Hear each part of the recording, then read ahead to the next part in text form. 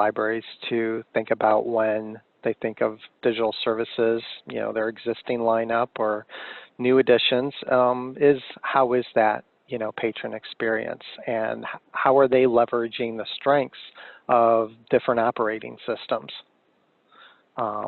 Is it multiple formats, or is it just a single format? One of the things from the beginning for Hoopla was that we didn't want to silo things, and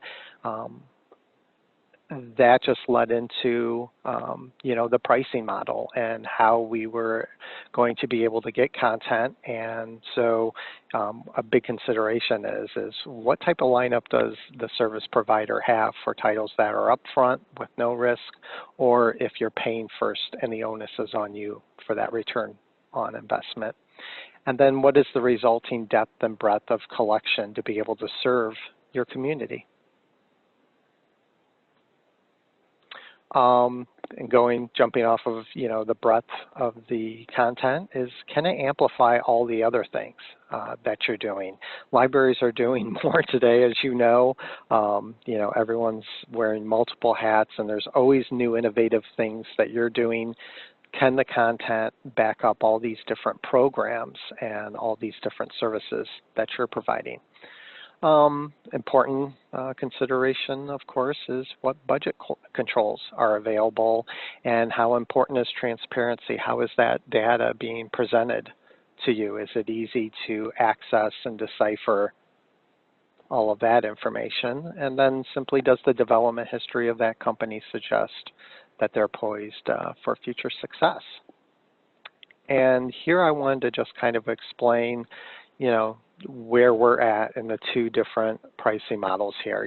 We consider the traditional, one user, one copy, pay first model, where, you're paying upfront for titles and it's on you to get the reasonable cost per circ out of that. And so you are shouldering the risk of, non-circulation or a high cost per circ on certain titles, and building a deep catalog in that type of model would cost a lot of money. Whereas what we introduced in 2012-13 is the one first model, where it's you only pay for what actually circulates, and we were able to offer a very deep catalog right away. When we launched in 2013, I think we had about 250,000 titles, and today we're well over 850,000. So, we're showing, each year we're adding significantly to, our upfront model, which we're calling instant. There's no waiting, no holds. In the traditional pay first model, we're able to host all of those titles as well, and we're calling those flex. And what we learned over the last few years is, what we had suspected is that, a lot of budget allocations were going towards a narrow list of New York Times best-selling authors, and because it just, to try to invest in anything past that could get really expensive really quick. So our average cost per circ on Hoopla is currently, I have that blank. It's been changing quite a bit this year. When I go through annual reviews with libraries and take a look back at what their Hoopla performance, it's been common to see cost per circs about $1.75, $1.85, but historically over the past few years it's been right around $2 per circ. Long tail is really massive. Looking at these, reports, most of the circulations are one-time circulations, and when you start to think about all the other titles that only circulate 2, 3, 4 times, and you're looking at not only cost per circ but cost per title, that's where I think a lot of libraries are really appreciating the value of our acquisitions strategy. So I was going to go a bit more into pricing, but before that, I thought I'd just pause here. Any questions, though, on kind of the basis of the Hoopla pricing model? I'm going to be going into things like content and functionality and things like that, but.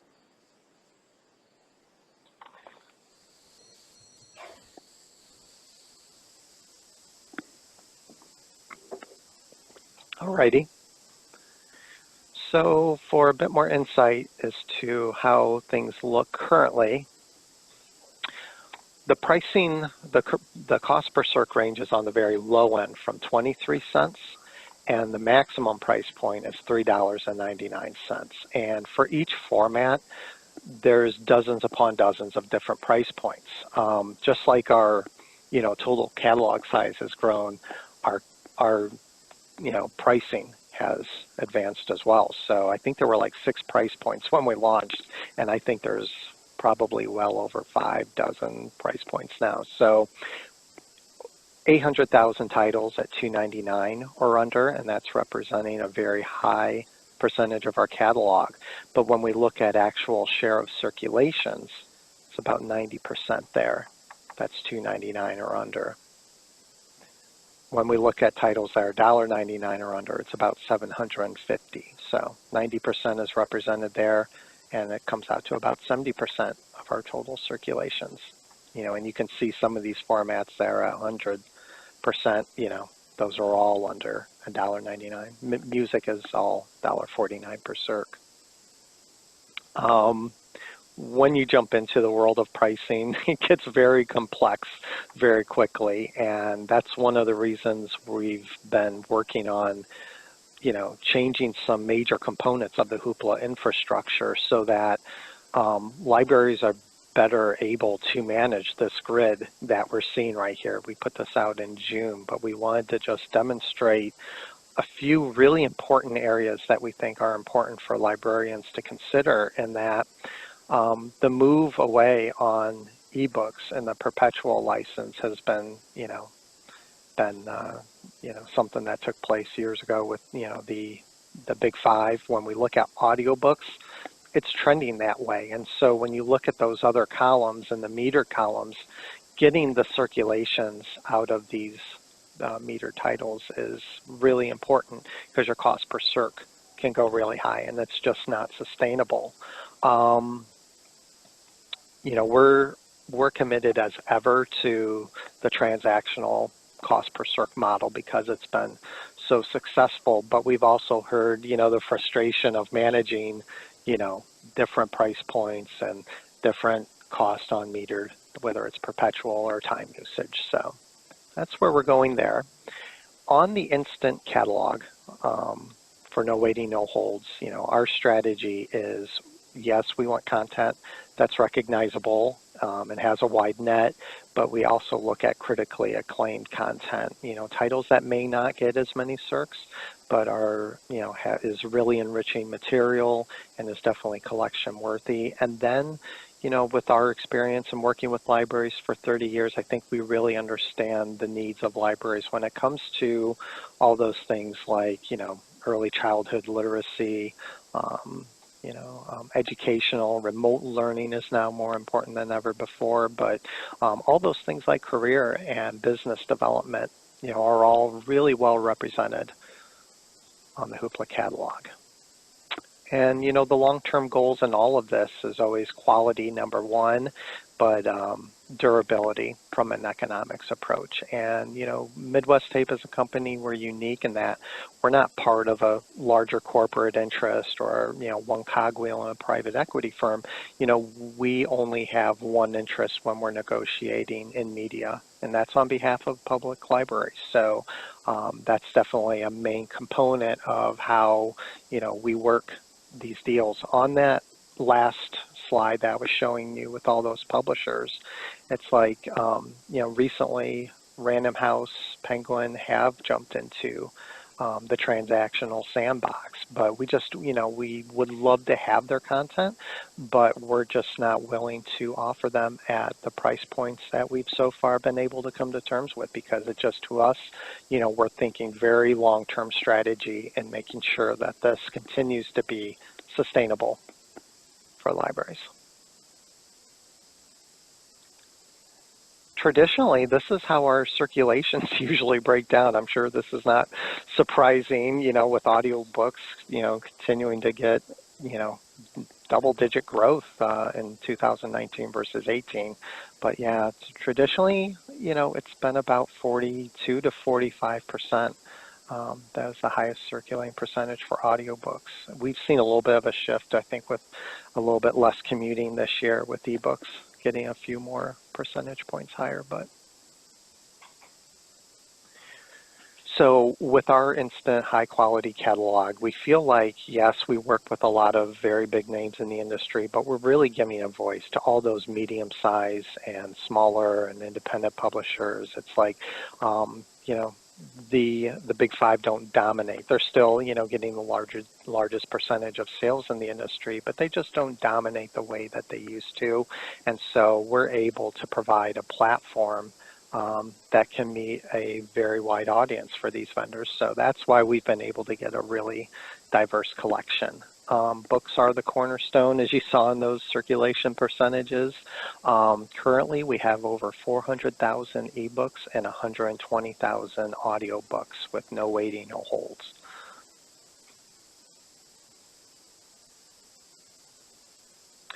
On the video side of things, again, a lot of very recognizable names here. And we have compatibility with like Roku, Chromecast, Apple TV, a native app for that. You know, the video collection is just, it's really amazing how much it's grown over the past few years. You know, when we launched in 2013, it was, you know, in a lot of ways, you know, just a very undeveloped market. And, you know, today, it's amazing like how many companies are now participating, how many studios are providing content, how we're seeing the shortening of release windows for TV series and things like that. So it's definitely moving in a really positive direction. And you know, as I'm going through all these things like the music, nearly 300,000 titles here, I want to let you know if you'd like a complimentary login for Hoopla, be happy to provide that for you. I think that's a great way to just dig into the enormous collection, you know, on something like our music format here. It has new titles that are coming out on the day and date release.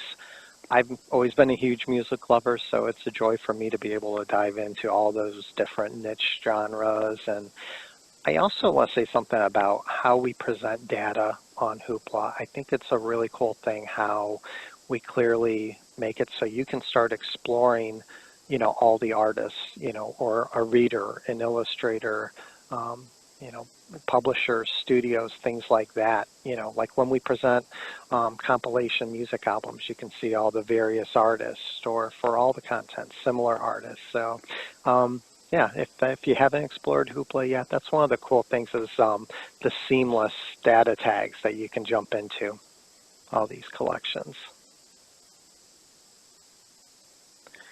And on the comic book side of things, I think we're up to 20,000 comics right now, and we're really fortunate to work with the biggest names in the industry, but also a lot of the medium-sized comic book publishers. I think one of the reasons that they've been all been eager to partner with us is how we present their product, and that we're unique in the library market in that we provide what we call Action View, where you can simply tap on a comic panel and it goes to full screen automatically, and that's a much better immersive experience for your patron than having to like pinch and zoom in on those. And so just like the other formats, I mean, it's for the comics for adults, but also for your youngest patrons as well. Fiction, nonfiction, you know, it's not just you know, superheroes, you know, some really good history comics and biographies and cool things like that. And then one important thing on functionality that I'll add is that Hoopla is available both online and offline. So when you're on a phone or tablet and you've borrowed an ebook or a comic, that'll automatically download. But if you press play on a video, audiobook, or a music album, you're streaming, but you have the ability to download it within that app. And it just simply downloads there, and it's, you know, once they're offline or they don't want to use up their 3G, 4G data, you know, they can still play it back. So that's kind of a really cool feature there. Then I kind of wasn't sure where I wanted to take this conversation. I was just gonna kind of leave it up to you. Not sure how we're doing on time. It's 10:25. Um, You're fine, I Mike. could go. I kind of planned for an hour. So, I mean, if, you go for 40, 45 minutes and then we have time for questions. So whatever you'd like to do. Okay. Well, one of the important things I think about our pricing model is, you know, dialogue and kind of learning and defining what expectations are. That's something as a company I think that we've gotten really good at over the years. So when I think back about one of those early slides on, what are the cornerstones of our company, somewhere right along those cornerstones, I think is communication. And I think we do a good job on learning what's important to the library, how Hoopla is going to fit into their mission, what success looks like for them, and then providing them with the tools to help meet those goals. And, we always like to check in and make sure, hey, are we comfortable with this rate of growth on and what the effects have been on how you're getting the word out to your patrons, and how that's resulting in new registrations and new usage and how that's coming out for circulations and spending. But with this enormous catalog and the way that we're updating, the Hoopla infrastructure to have all this, more content on the one user, one copy side of things, there's a lot more tools on the backside that we can do to help customize, the Hoopla package to fit into what your needs are. So as we go along with the library, we'll learn, there may be certain areas that, content that doesn't fit into their collection policies. We can work with them on that. Or, if they really feel like it's in their best interest and adds to their ability to serve more patrons, we can look at cutting out certain areas of the catalog so that if a certain price point and above doesn't make sense for the library's, sustainability of offering Hoopla, we work with them on that. And an area that's grown tremendously over the past few years is our analytics department, and being able to present some really useful information to our customers based on what their history has been and what we're seeing overall in the market. So um, when we show value after the first year, we like to do an annual review that kind of summarizes very neatly what the Hoopla performance has looked like at the library. All those things I talked about, our collection resulting in breadth and depth and showing, how many titles, circulated, how many unique titles there were, how much you paid for that, and how that breaks down the line to show value. It's always nice, I think, to share with staff, what Hoopla is bringing to the table to the library if you offer it, and also stakeholders. And so it's a good springboard for just more analysis there. Um, Patrons are usually finding Hoopla through the website, and if the system has the records in their catalog there. But the other ways of promotion are definitely, how staff engages with patrons, and that world has been turned upside down right now. So what we offer is a really robust website for digital art assets and image downloads that you can share on your website and on your social media pages. With our marketing department, if we have enough advance notice, we'd love to partner with libraries and be able to build collections and be able to put, some sort of campaign together to help get the word out and help the library achieve what they're looking to do in their patron outreach. So here's some of the things that we do. Um, got some. Let's see here. Up at the top right, you see a Hoopla resources page and a spotlight on our book club selection. This is something that's gotten really popular over the last couple of years. We've been able to partner with some really great authors and publishers, and Hoopla, the fact that there's no waiting, no holds. We negotiate good pricing when we spotlight a title in our club, and it works really well. We provide author discussion guides, Q&A, and recently we've been hosting author live events. So, you know, for libraries that look to get the word out to their patrons that way, that's something else that we definitely do.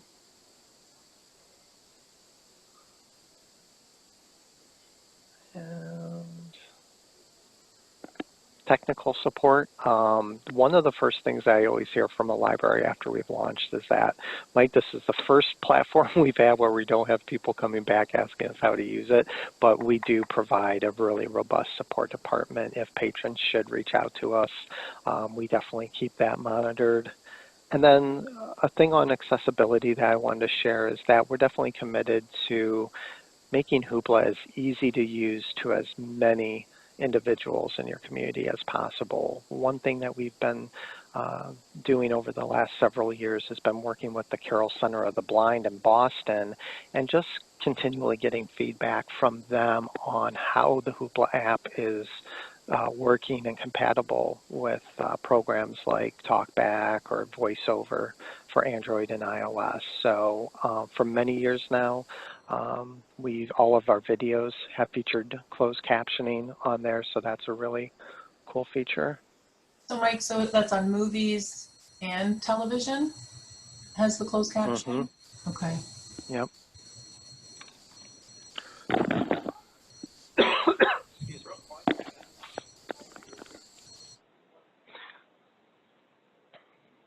I think at this point, I'm going to bring up the Midwest Tape website.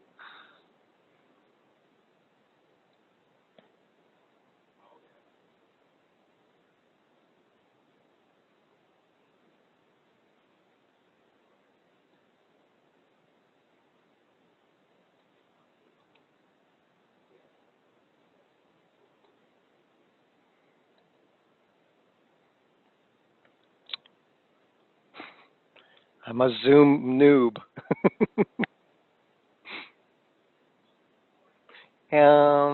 Kate, is the Midwest Tape website showing now? Or is it still showing a slide? Okay, good. You're good. Okay, so one of the biggest changes that's come to Hoopla just recently is we always had our reporting page on a separate website. It's now incorporated into MidwestTape.com, which has always been the home for DVDs, Blu-rays, audiobooks, music CDs. And so I just wanted to let any of you know that if you have not been on the website in a while and you'd like a demo of any of the collection development tools, cart management system, reporting options, it's a really exciting time for us because we're now being able to show all the Hoopla titles that are in our, what we're calling now the instant catalog. It's now side by side with all of our physical media products. So, and then you can also, for libraries that are live with Hoopla, access all their reports here. So it's less clicking, it's breaking down those silos again here. But if any of you don't have a login, I'd be happy to help out with that. So feel free to reach out there. I'm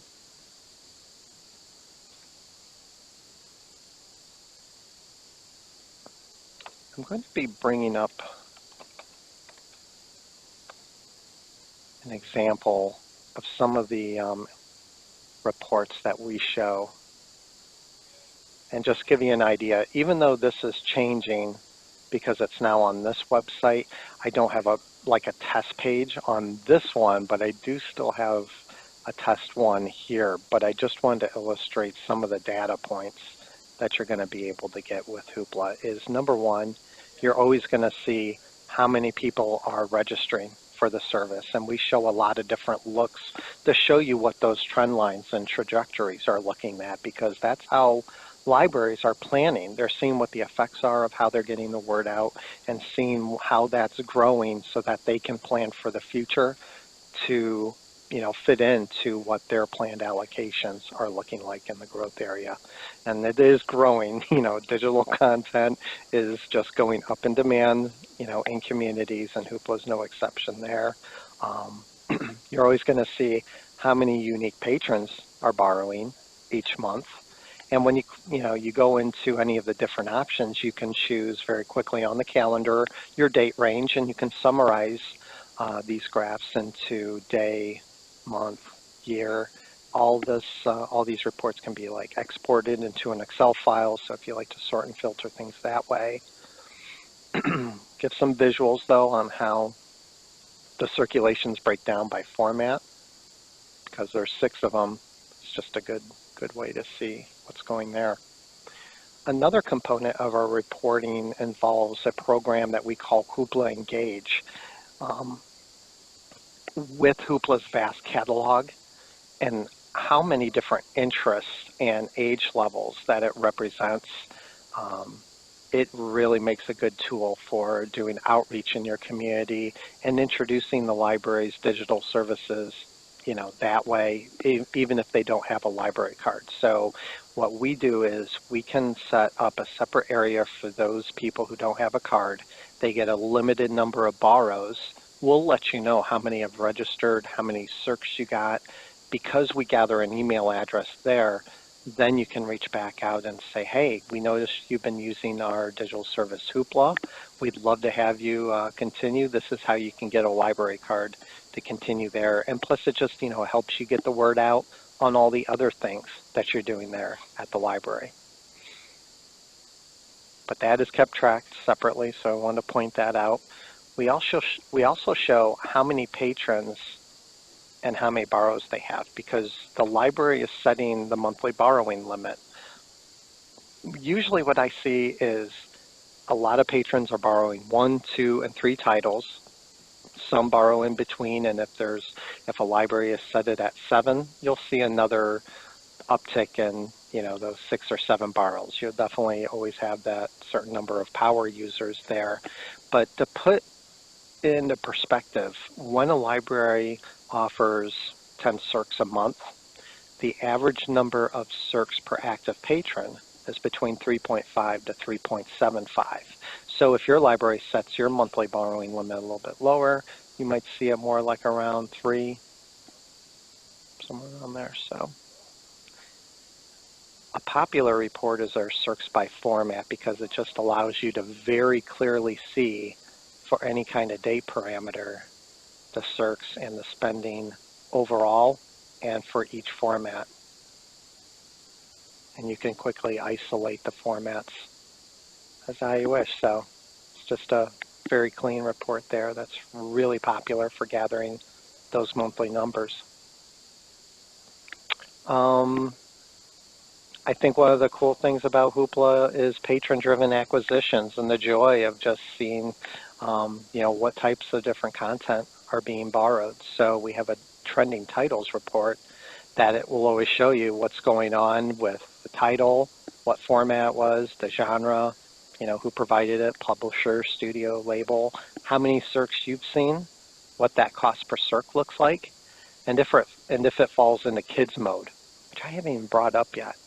Kids mode was something that that Jeff Jankowski, our vice president and owner who develops a lot of our newest products, but Hoopla's always been his baby, and quite a few years ago he wanted to introduce kids mode where parents could instantly filter out any of the young adult or adult titles from searches and browsing and things like that. So we'll let you know if that title is a true children's title or not. But again, that can all be exported into an Excel file. Financial tools. On the admin site, you and whoever you give admin access to on your staff can ship the borrows. Right now is a popular time for libraries to offer more.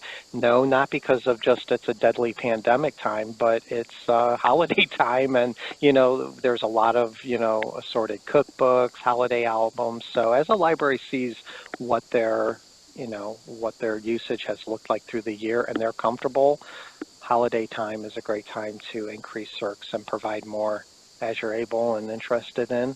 And another financial tool that we provide is setting a monthly budget if need be. And the libraries that I work with, my whole thing is, we're planning, we're thinking ahead and seeing and growing at the rate we're comfortable with. But should something happen and we do want to continue offering the service, but we know that, for whatever reason, we have to put the spending in a very defined area on a monthly basis, that tool is there. And the way that our tool works is it breaks the monthly budget cap down by the number of days in the month. So in essence, it's a daily cap, and that's really good because it doesn't shut out patrons for an extended period of time. Any day that a daily cap isn't met, it rolls over day to day, month to month. On the flip side, though, if you do reach that daily spending cap, the next patron that goes to borrow, they'll receive a panel pop-up that says your library's lending limit has been met for the day. Please continue to browse, save as a favorite, check back tomorrow, because it will set at midnight. But it's there as you need it. But if you do decide to employ it, we give a lot of transparency as to what's going on with the budget on a daily basis. What's been spent, how much is left. We'll even include the data on this admin site for any patrons that got shut out. So you've got complete clarity there. On the collection side of things for private collections, you have the ability to support, any individual programs or, genres or, series of books that you're focused on there. When you see content, related to it, you can build it, and since on Hoopla, each title and each collection has its unique URL, you can just, copy pasta that into your social media and website pages, and that's a great way to get the word out on what you're already, promoting and doing there. So that can all be managed in the admin site. And so, yeah, I thought before I keep blabbering any further, any questions on reports and data and management of Hoopla that we want to dig into a bit more?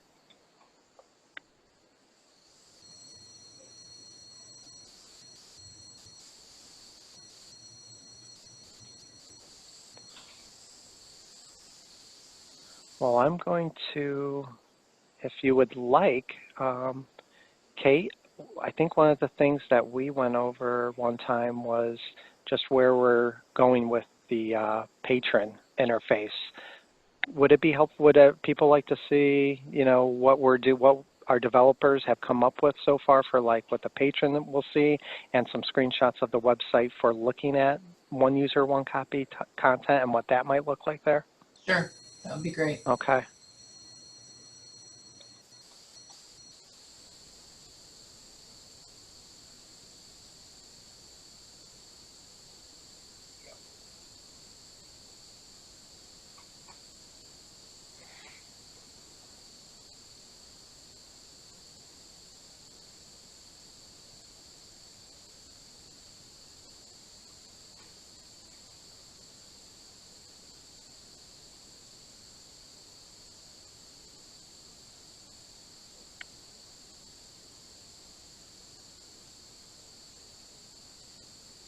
Can everyone see an iceberg? No. Yes, now we can. Good. These are all the things that, we've been thinking about, when we've, put together the infrastructure for showing this visibility of the different digital pricing models. One user, one copy is, the cost per circ, your holds ratios, dealing with things like temporary demand, how that's coming out for title utilization. You've also got digital reading, when those licenses expire. And it's, admittedly, this is all like the biggest project we've worked on in our 30-year history, because, all those things underneath the waterline, are pretty complex, but it needs to be easy to decipher on the front-facing side for both you and your team on staff, dealing with collection development, but also front-facing to the patron and have that really clear and simple for them. Mike, what was the zombie hold? A zombie hold was something that I wasn't aware of until we started this project, and it's where a license has expired, but yet there's still patrons who are waiting on hold for it. So it's like there's like no hope of it, being able to be borrowed because that license simply hasn't been renewed. So what we've done on the reporting page is show a report of how many what license you're dealing with, and how many zombie, where they've expired, and you've got patrons waiting for it, but they're not able to access it. Because that's on your end, because you no longer have that license, correct? Yeah, the library, doesn't no longer, they held it, but it either was exhausted through the number of circulations that it had or the time period for it.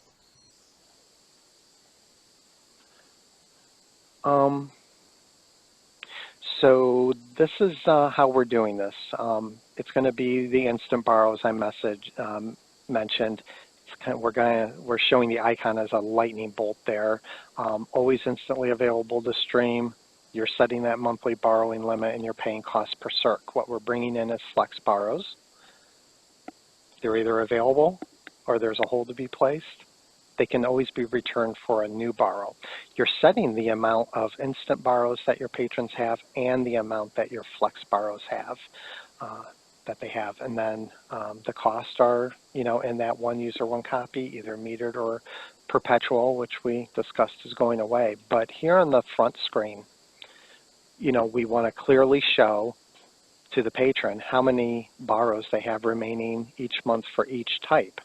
And they can click on the icon or information icon there and see exactly what it is that they're getting. And some libraries have said, this is going to be confusing for our patrons, going to this new hybrid model. But I can share that the initial reports that we're hearing back from our beta partner have been really, really positive, and that patrons aren't getting confused or calling in wondering, what they're dealing with. That's I think it goes to show the, ability of patrons to just really, understand digital at this point. It's a pretty mature market at this point, but there's all the bells and whistles for managing holds, title request.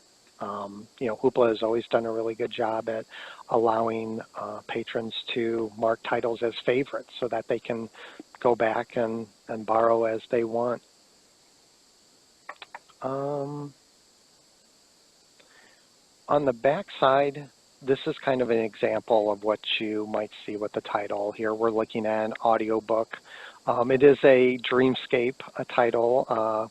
Dreamscape is the publishing arm of Midwest Tape, which is why, our licenses for one user, one copy titles, they'll always be perpetual. That's always in the library's best interest, is to have a license that doesn't expire, right?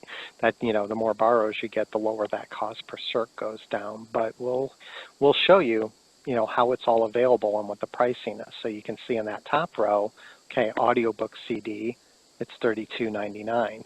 For the per cost per circ, it's $2.99 if it's available instantaneously, and then the perpetual license. And you'll notice those icons in the middle column for if it's in a shopping cart or if you've purchased the license. These are just really great for all team members on the Midwest Tape website to be able to see, hover their mouse over to get some initial information on when it was, purchased, whether it's physical media or if it's already just instantly available on the catalog or you're purchasing the license. It's all right there. And then, over the past year, we saw a more trickier situation with Macmillan. Even though they've since reversed course, they came out with a policy to where they were going to offer for certain titles of theirs availability on one date and limiting the amount of licenses that libraries can purchase versus another date where you can purchase more. There's different pricing involved in that. So just so you know, the flexibility of the new website, we can accommodate when things get a little bit more trickier when it comes to street dates and exactly what you're dealing with and what your choices are for spending money on certain titles. I think as budgets are being analyzed more closer than ever before, tools like this are going to be really empowering. So once you've purchased a license, we're going to give insight as to what's going on with patrons waiting, average wait time, how many active borrows you have, and then we'll also show what the history of when it comes to how many total checkouts you've had and what your average cost per circ is looking like as a result of purchasing that license. And since it's all on one page there, you can then look up and see, okay, well, does it make sense to renew the license as it's coming to a close? Or should we just offer it transactionally on Hoopla at this cost per circ where it's instantly available? And the number of circs that we're going to get out of it, it doesn't make sense to continue what we were doing. So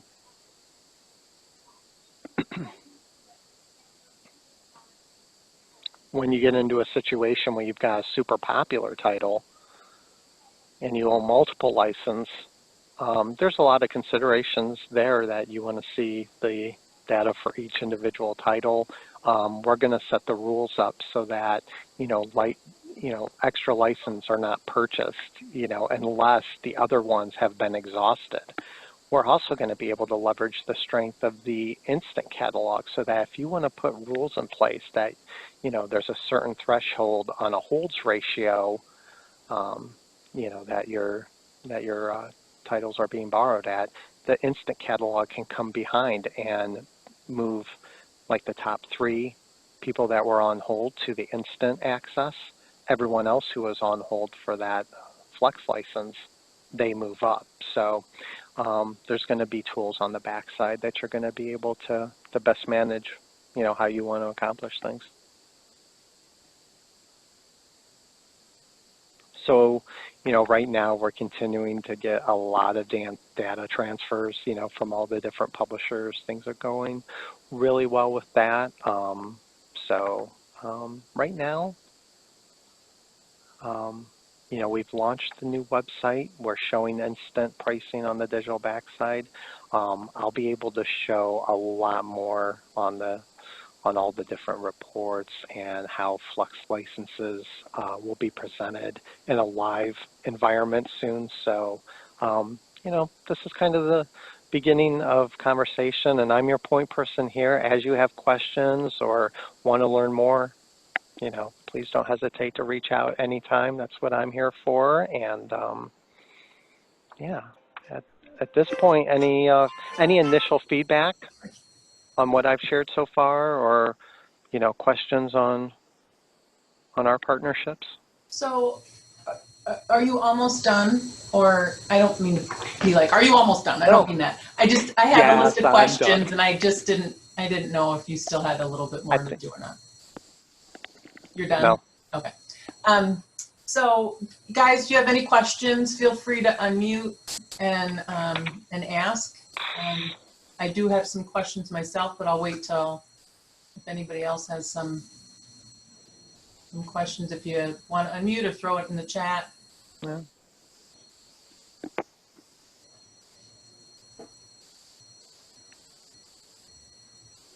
Okay. Well, so right now you don't have magazines. Is that something that is on the horizon for Midwest Tapes? It is, and if I had to guess, I'm thinking late 2021 at the earliest, and I wouldn't be surprised if it's a 22 thing at this point. I just think, it's been definitely something that, we have had internally chattered about and admittedly for quite a few years. So it's like, I'm hopeful that it will come to fruition, but I don't have anything definite of really getting that infrastructure built out in earnest. Okay. And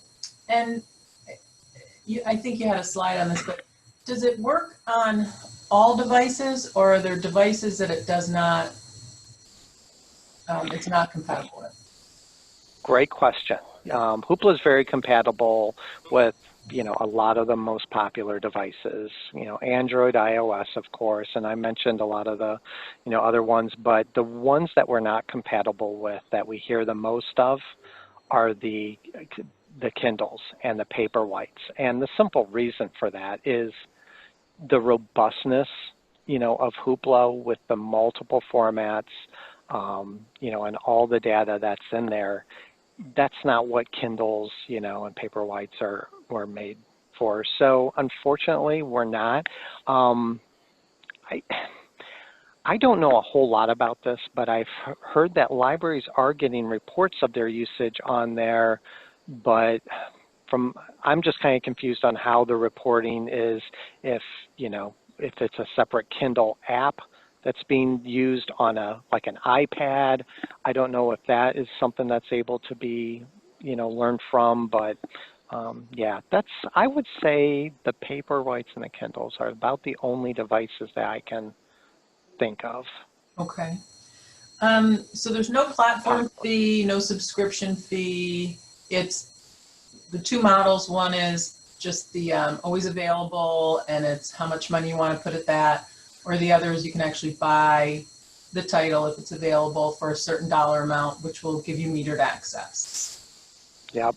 So it's like you have the choice of instant only, flex only, instant and flex, whatever direction you want to go in, we can accommodate that. So, yeah, no platform fees and no transfer title fees from us, although, on that publishing landscape, sometimes I bring up Blackstone and their interesting decisions. I do know that Blackstone has been charging some transfer fees for some libraries, not for others. I think that's a topic that we're going to continue to learn more about, as we move forward, so we're hopeful that publishers won't charge transfer fees, because to us, it's like the library has purchased the license, they've already paid for it.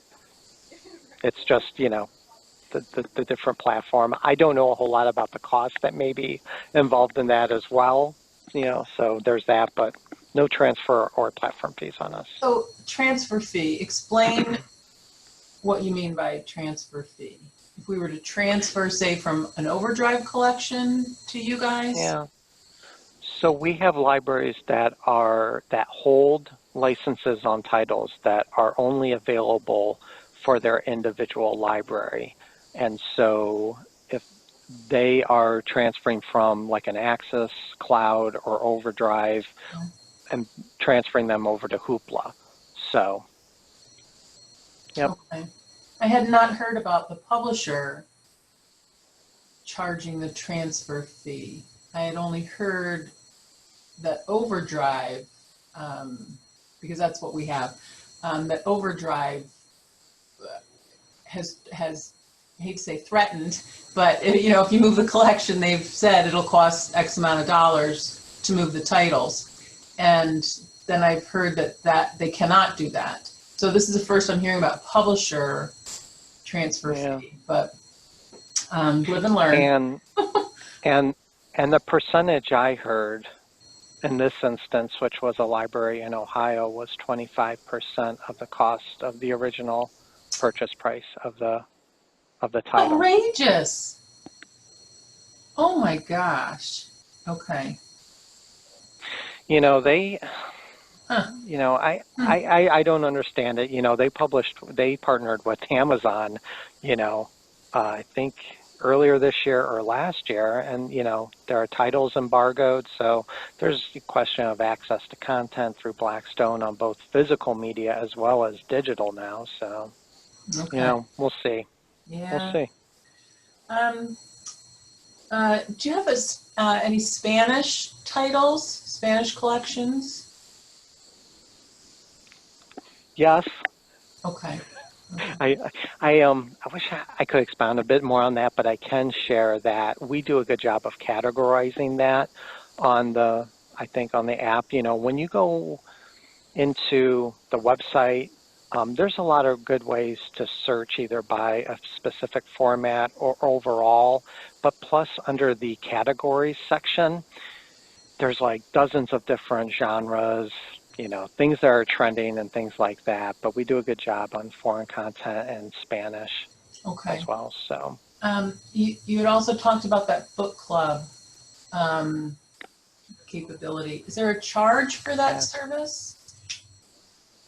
No, no, no, but we negotiate a little bit lower pricing than what we might otherwise do. I mean, the way we see it, we're leveraging the strength of, libraries, our customers, to get a little bit better pricing on that when, we can demonstrate to the publishers, hey, this title, we're going to see some multiple borrows, for the club. So that's what we have been fortunate in being able to accomplish, is there. And there's a separate, on the support page where I talked about the digital art assets and image downloads, which is resources.hoopladigital.com. There's a panel, and you can click into that and take a look at all the current spotlight, of course, and things that we're hiding, like that live chat that I shared that we've got 2 authors involved with coming up. But there's all the previous titles, and so all those resources for like author Q&A, discussion guides, that's all on there. And this summer, when we got into summer reading, we introduced for the first time our graphic novel club. And I forget the name of the exact title, but it was a Marvel. And for the the Q&A, it was the editor, one of the editor-in-chiefs at Marvel that did an interview. So, yeah. So, and you mentioned like there's the kids tab or whatever. So there's a way to set preferences, I'm assuming, like, and is that when you first go in and set up your account, or you have the ability to change your preferences at any time? I am going to go to the Hoopla website and share that real quick.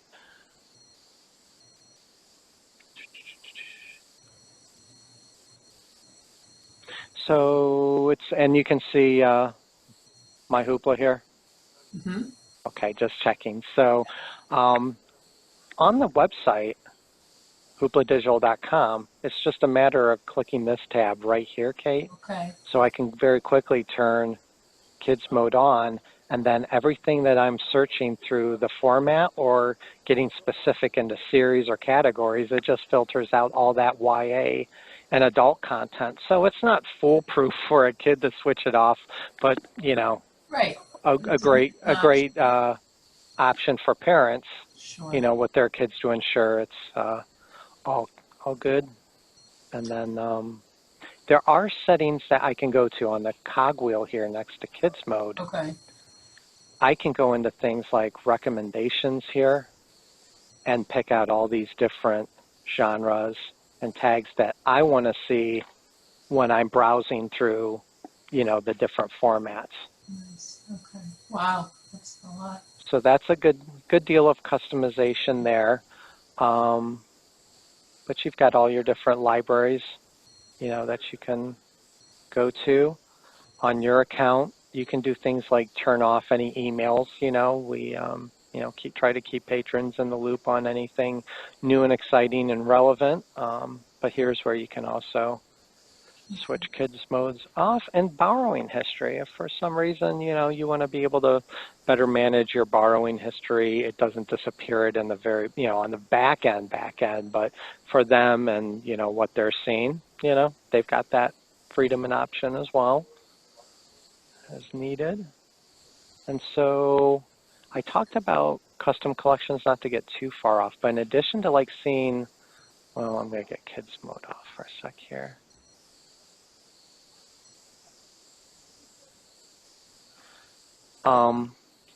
When it comes to all the different categories here, I talked about the ability to build your own custom collection. It's how you name it, A to Z, that it's going to fall in line here. And so any of the titles, any of the collections I click on, this URL is unique. So I just wanted to point that out.